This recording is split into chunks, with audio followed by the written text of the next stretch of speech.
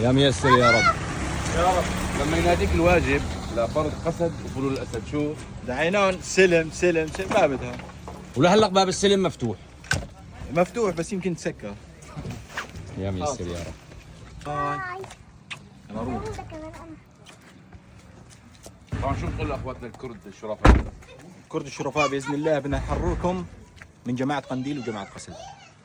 وراح تعرفوا انه هن كذابين وافاكين والايام جاي ان شاء الله. هلا اللي عرف جماعه الشيخ مقصود ودير حافر يعني العالم اللي كانت هون عرفوا.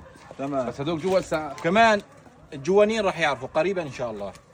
طبعا في رسالة هلق لكل مقاتلي قسد، اللي بيسلم حاله راح يسلم. فسوريا راح ترجع بإذن الله موحدة كاملة بشعبها كامل، كل مكونات شعبها. ارقام تواصل للانشقاق وين هاتفي؟ بنهايه الفيديو.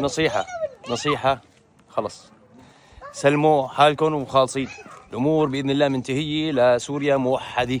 سوريا موحدة، هيك الشعب السوري بده بكل مكوناته، حتى أهلنا الأكراد هيك بدهم.